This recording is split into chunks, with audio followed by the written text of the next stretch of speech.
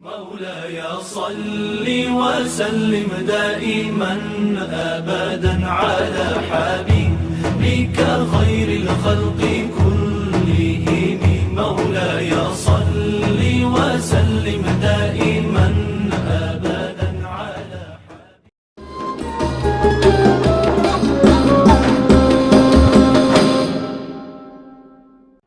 Assalamualaikum warahmatullahi wabarakatuh. Perkenalkan, saya Ifra Kalisa Naslin dari kelas 12-1 dan dari absen 12 akan menyampaikan materi khutbah tentang menjaga keikhlasan dalam beribadah. Alhamdulillah, nahmaduhu wa nasta'inu wa nastaghfiru wa na'udzubillahi min syururi anfusina wa min sayyiati a'malina. Man yadahillahu fala mudillah wa man yudlil fala hadiyalah. Asyhadu alla ilaha illallah wa asyhadu anna Muhammadan abduhu wa rasuluh, amma ba'du. Yang artinya, segala puji bagi Allah, kita memujinya, memohon pertolongan dan ampunannya. Kita berlindung kepada Allah dari keburukan diri kita dan dari kejelekan amal perbuatan kita.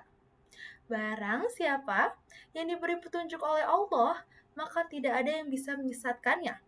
Dan barang siapa yang disesatkan olehnya, maka tidak bisa memberinya petunjuk. Aku bersaksi bahwa tiada Tuhan selain Allah, dan aku bersaksi bahwa Nabi Muhammad adalah utusan dan hamba Allah. Hadirin yang dirahmati Allah, marilah kita selalu meningkatkan ketakwaan kepada Allah Subhanahu wa Ta'ala dengan menjalankan segala perintahnya, serta menjauhi segala larangannya. Dengan adanya ketakwaan, kita akan memperoleh kebahagiaan di dunia maupun di akhirat. Allah Subhanahu wa Ta'ala juga berfirman dalam Al-Quran, yaitu Quran Surat Al-Imran ayat 102, yang artinya, wahai orang-orang yang beriman, bertakwalah kepada Allah dengan sebenar-benarnya, dan bertakwa kepadanya, dan janganlah kamu mati kecuali dalam keadaan muslim. Masya Allah. Di dalam kehidupan ini, kita harus selalu menjaga keikhlasan dalam beribadah kepada Allah Subhanahu wa Ta'ala. Allah juga berfirman di dalam Al-Quran, yaitu Quran Surat Al-Bayyinah ayat 5, yang bacaannya yaitu adalah وَمَا أُمِرُوا إِلَّا لِيَعْبُدُوا اللَّهَ مُخْلِصِينَ لَهُ الدِّينَ حُنَفَاءَ وَيُقِيمُوا الصَّلَاةَ وَيُؤْتُوا الزَّكَاةَ وَذَلِكَ دِينُ الْقَيِّمَةِ, yang artinya, dan mereka tidak diperintahkan kecuali agar menyembah Allah dengan ikhlas, menaatinya dalam menjalankan agama yang lurus, dan agar mereka mendirikan sholat serta menunaikan zakat. Itulah agama yang lurus. Ikhlas juga berarti melakukan segalanya karena Allah, bukan karena ingin pujian, karena kedudukan, atau manfaat duniawi lainnya.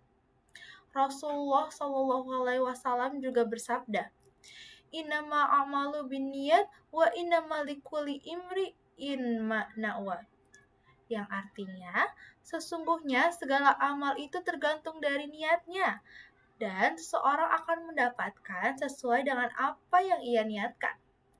Hal itu tercantum dalam Sahih Bukhari dan Muslim.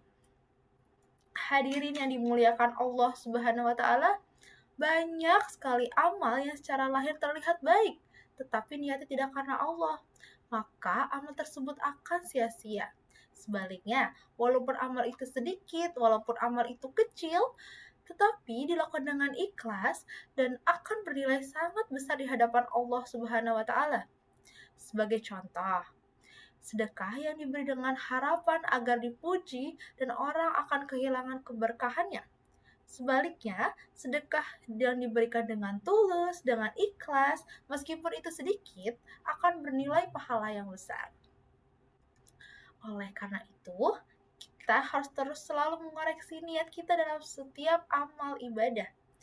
Rasulullah SAW bersabda, barang siapa yang sholat karena ingin dipuji orang, maka ia telah berbuat syirik. Barang siapa yang berpuasa karena ingin dipuji orang, maka ia telah berbuat syirik.